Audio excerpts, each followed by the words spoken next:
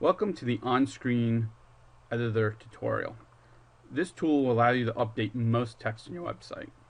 Simply navigate to the text you wish to edit. In this case, let's say we wanted to edit this text down here. While pressing and holding the Alt and the Q key, click on the text you wish to edit. Again, the command for that is press and hold Alt and Q, hold those keys, and then click on the text you wish to edit. Then log in.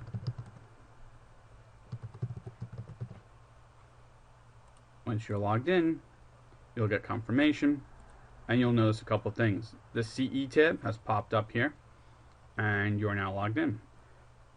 Again, repeat the command. So holding Alt and Q, we will click on this piece of text, and we'll see this editor pops up.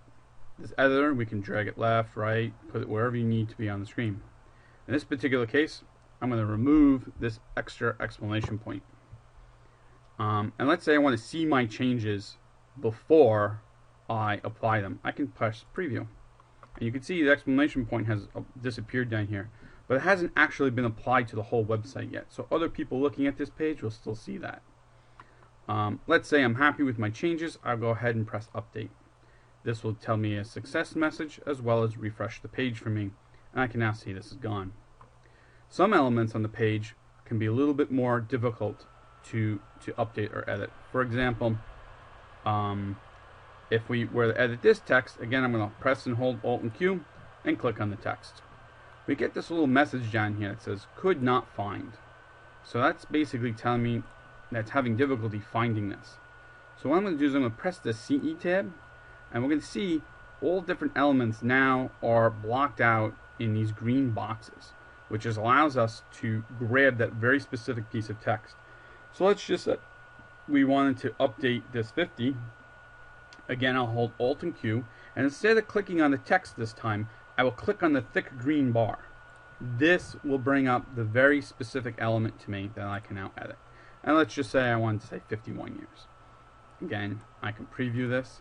I can see what it looks like. I can see if there's any layout effects that are undesirable. And then again, of course, I could hit update, or I can simply hit close, and we'll close off the editor.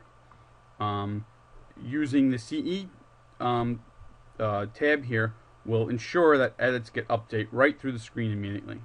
Should you actually have one of those issues where you try and update a piece of text that cannot happen, like if I go back down here, could not find again, if I make any edits here and I hit update, the system will actually go through, and I'm just going to put breakdowns, and I'll hit update, and we'll actually see what happens. But this will tell me your request is added to the process queue. This will actually automatically generate a request that goes out to the help desk, and the help desk will then assist you with that edit. Most often than not, they'll just do the edit for you and respond back via email that the edit is complete. The help desk is open Monday through Friday from 9 a.m. to about 5:30 p.m. each day. The other thing to note is that some areas, unless it's in green, typically will not edit. And these are things that are attached to other tools. Common examples are bios. So in this particular case, we have two bios here. And if I actually click the name, we can see this is the person's bio here. If I use the Alt Q and click on that, we can actually change it, and it even tells you, hey, this is actually being done in the person's bio. And you could click this link if you want to go directly into the bio tool. However, if I click directly on this text, it's smart enough that it understands it's still there. But sometimes you'll see if you click on text that's in another tool, you'll get the red warning down here that we saw earlier.